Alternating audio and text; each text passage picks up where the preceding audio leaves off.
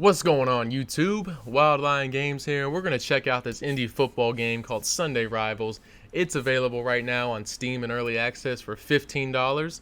If you guys like the music in my videos, go check out soundstripe.com. They got a ton of great music. I actually use them for my commercials that I use for work and for my job in the professional world, and then also for this channel as well. So go check them out if you like it. Use the link in the description below. You can get 10% off your subscription.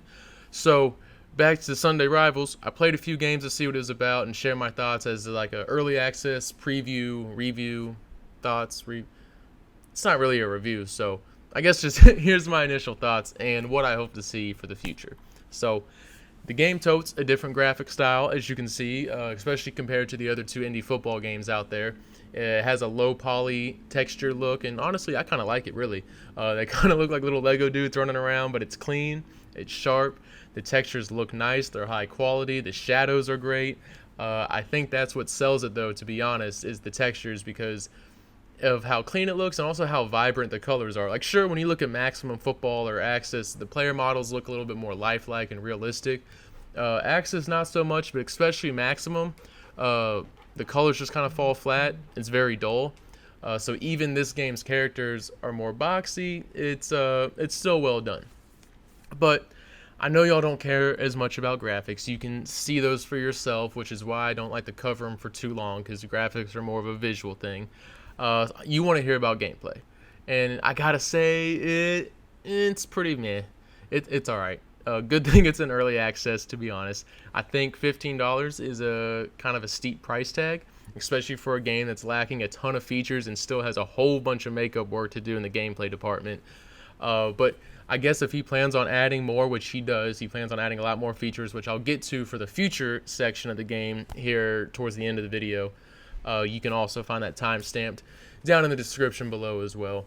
But I guess if he's planning on adding more features, then maybe as long as he doesn't plan on raising the price from $15, then I think it's fine. I think $9.99 would be a better looking price and get more people to want to give it a shot. But, you know, I think is the game, you know, as long as it doesn't increase the price, then I think $15 is fine right now. Anyways, but for the game's anyways, right now the game's fun value is pretty low, and it looks more fun than what it actually is to play, unfortunately, because when I saw gameplay of this, I was really excited. And I was like, oh yeah, this looks pretty sweet. I went and picked it up, played it, and I was like, what? This doesn't feel like anything what it looks like. There's a few things I think that could help make the game a tad more fun. One of them being slowing down the overall speed of the game. Everything develops so fast and happens so quickly. I'd like to see just the overall game speed slow down a bit, maybe 25%, I don't know.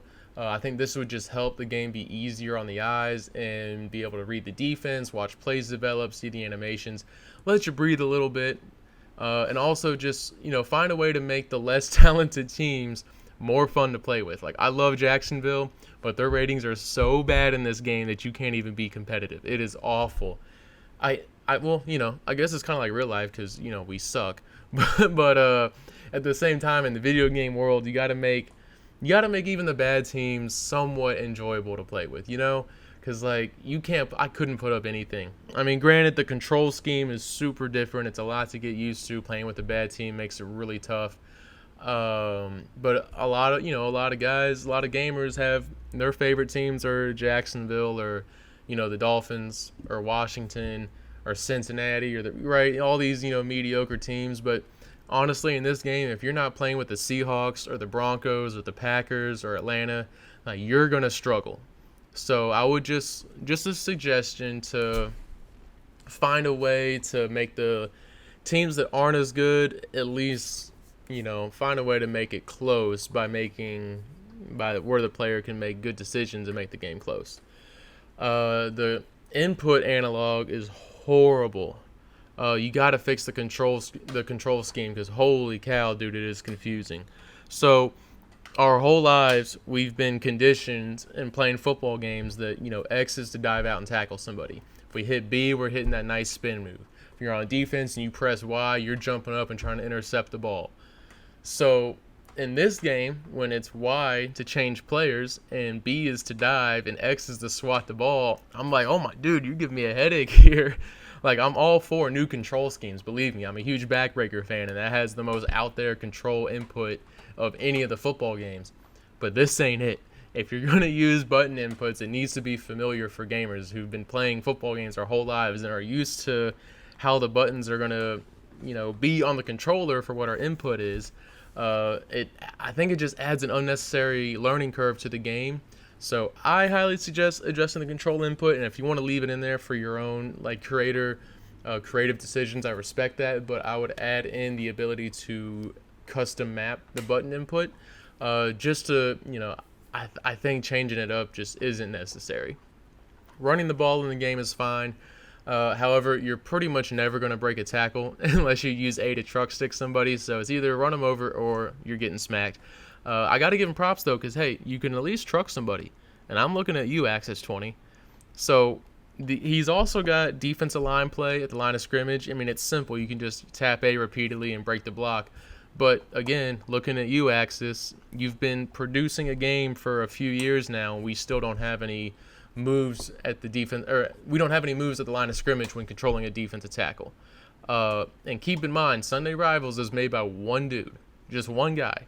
So it's pretty impressive that just one guy who has his first game in early access has these controls on the line and the ability for the running back to truck somebody. Meanwhile, Access and Maximum can't even get line play done right, or let alone like some semi-intelligent AI. I'm sorry for taking shots, but I'm just telling it how it is. Don't get me wrong. I love playing Axis. I think it's made me a worse player at 2K5 and Backbreaker, but it's enjoyable. Franchise mode is really cool, and it keeps me coming back for more. Sunday Rivals, however, is leaning more on the Maximum football spectrum for me. I'll probably never touch Maximum again. Maximum 20 was the first time I ever played that series, and I didn't think it was very good. It's not worth the money. And Sunday Rivals isn't that bad, but it's not going to be a priority football game for me at the moment. However, with it being an early access, it could change with what he does in the future. I really like the Headhunter mode he added, which is kind of like this mini 4-game tournament challenge. You can earn points, get a high score. Kind of actually reminds me a lot of that Mortal Kombat's ladder, where you move up the ladder, earn a high score, fight tougher opponents each round. Definitely a cool feature. I like the variety it adds just to your standard exhibition games. And this is what I was talking about in my review for Axis 20 when I said you need to add another game mode to change it up from the monotony of just franchise and exhibition. Headhunter's cool. I think even, modes like a 7-on-7 or like college rule overtime mode, tournaments, stuff like that. Those are like really cool game modes to just change up the pace quite a bit from your standard games. I know in the future he plans on adding customization to teams and players as well, and he also plans on adding a season mode for the future. I want to give you some solid advice here to the developer if you want to sell copies. I saw in the Steam and in Discord that season mode is an addition that you plan on adding. Give people franchise mode. Doesn't matter how simple franchise mode is. I don't care if you can't even scout players, and if you have very simple like 5. Backbreaker has a really simple franchise mode, but they have one. If you give players season mode, they're not going to buy it. It doesn't matter how good your gameplay is, and right now it isn't. But in today's day, if you make a sports game without franchise mode, you might as well kiss your game sales goodbye. People didn't not buy All Pro Football 2K8 because the graphics sucked, or the gameplay was bad, or the presentation was weak. No, all 3 of those elements with All Pro Football were incredible. But there was no franchise mode in the game, which absolutely killed its sales and its replay value. So make sure your game has franchise mode. That's just my 2 cents. But that about sums up my thoughts on the game right now. Too long didn't read version of it is $15. Seems too pricey, but as long as it doesn't raise that price, I think it's fine. The current state of the game, it needs a lot of tweaks with gameplay. I'm not a fan of the button mapping. Art design's pretty solid, and I think that's its highest selling point. And it's a pretty decent arcade game and nothing more. And I think this is a big, it's like a fork in the road here for the developer, where he's at this point in the game where he can either go the simulation route or the arcade route. And I think if gamers at the moment come into this expecting a sim experience, you're going to be disappointed.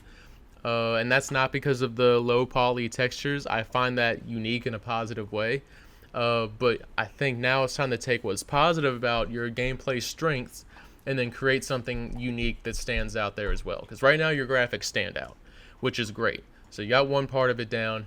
Now you need to find something with gameplay. Are you going to go the simulation route or the arcade route? And that's something for you to decide. And, basically, where you want to go from there. The game shows potential, so we'll see where it goes from here. Those are my thoughts, guys. Hope the video wasn't too long. Hope you enjoyed the gameplay. And peace. I'll see y'all later.